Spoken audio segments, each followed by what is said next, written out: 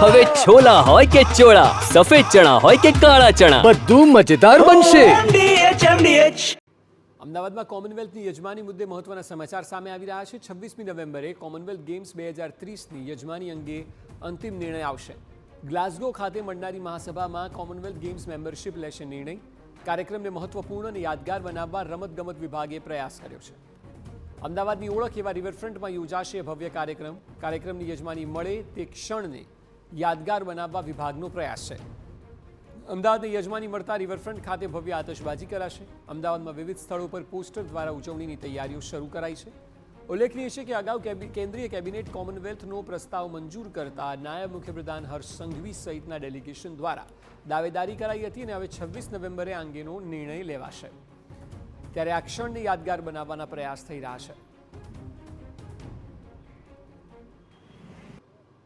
Commonwealth games 2030ની યજમાની કરવી એ ગુજરાત સરકાર, ભારત સરકારનું સ્વપ્ન છે. તેના જ માટે હર્ષ સંઘવી સહિતના ડેલિગેશન દ્વારા કોમનવેલ્થ ગેમ્સમાં તેનો પ્રસ્તાવ છે તે રજૂ કરવામાં આવ્યો હતો. ત્યારે 26 નવેમ્બરના રોજ તે માટેનો આખરી નિર્ણય લેવામાં આવશે અને તેના માટે જ અમદાવાદનું ઐતિહાસિક રિવરફ્રન્ટ કે જે અમદાવાદની ઓળખ છે તેના ઉપર આ ક્ષણ જીવનભર માટે યાદગાર રહે, વર્ષો સુધી યાદગાર રહે તે માટેનો એક પ્રયાસ છે તે કરવામાં આવશે અને તેની જ તૈયારી આપ સીધા જ TV9ની સ્ક્રીન ઉપર જોઈ રહ્યા છો. કોમનવેલ્થ સ્પોર્ટ્સ કે જેની યજમાની કરવા માટેના પ્રયાસ છે તે ગુજરાત સરકાર, ભારત સરકાર કેટલાય સમયથી કરી રહ્યું છે. તેવામાં હવે જ્યારે આખરી નિર્ણય આવવા જઈ રહ્યો છે ત્યારે 26 નવેમ્બરના રોજ અમદાવાદમાં આ ક્ષણને ઐતિહાસિક બનાવવા માટે રમતગમત વિભાગ, ગુજરાત સરકાર છે તે તડામાર તૈયારીઓ છે તે કરી રહ્યું છે.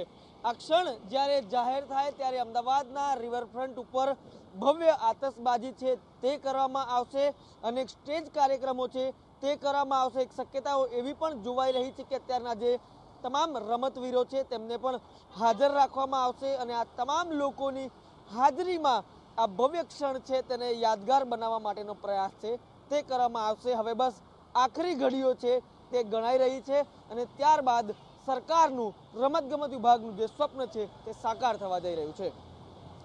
જરા પર્સન મનીષ ત્રિવેદી સાથે રોનક વર્મા, TV9.